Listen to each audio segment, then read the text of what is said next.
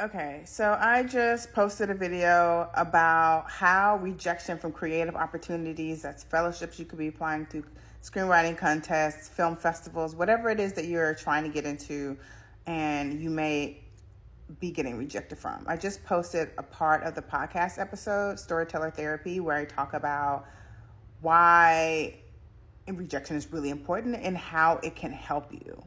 So if you haven't listened to that, go back, listen to that in full. I've linked it down below. But I want to talk in this video about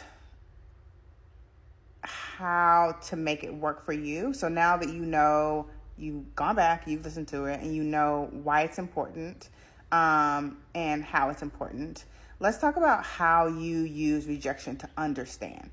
A lot of these programs do not give feedback because they simply do not have time. I know it is frustrating. Trust me, I've been on the other side where I've been the writer and I want to know why exactly I didn't get in.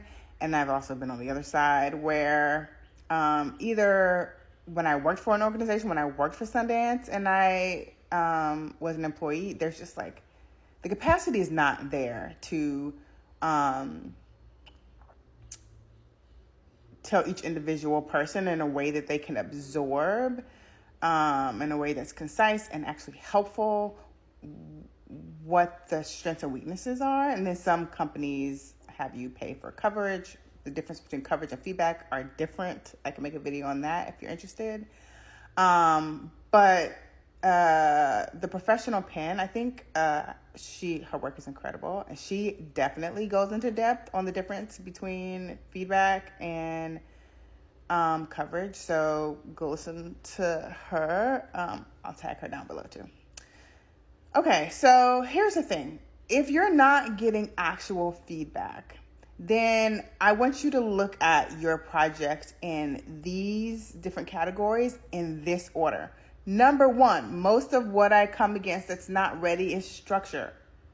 It's not structurally sound. I don't mean that you haven't read a screenwriting book and you don't know what the acts are. I mean, structurally sound to be compelling, meaning your beginning, middle, and end has a turn of events that are compelling to watch because of the order that they happen in.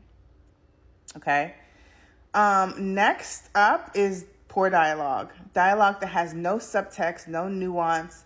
It's not the way that people speak to each other because people are complicated and awkward and insecure, and the language that we use often does not reflect exactly what we're trying to say, but the subtext is there. I think another video on this, on writing dialogue and subtext specifically. So I will link that below. It's gonna be a lot of links below.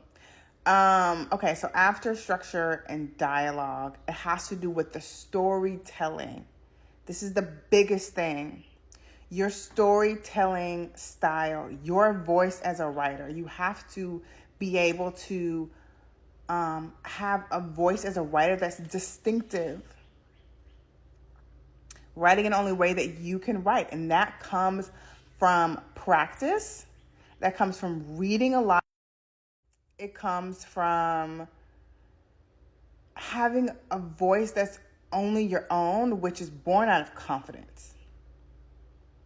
Confidence comes from writing a lot, which comes down to a writing practice. You know how yoga is a practice and medicine is a practice, and all of this, people have been doing it for a long time, but they still practice it because there's a rhythm to how often that they do it every day. So those things, structure, great dialogue, a distinctive voice, and a writing practice is going to get you a lot closer to where you want to go in terms of getting opportunities. And you will see your quote unquote luck change and access to these opportunities change dramatically when you lock in these things. I hope this helps. Happy writing.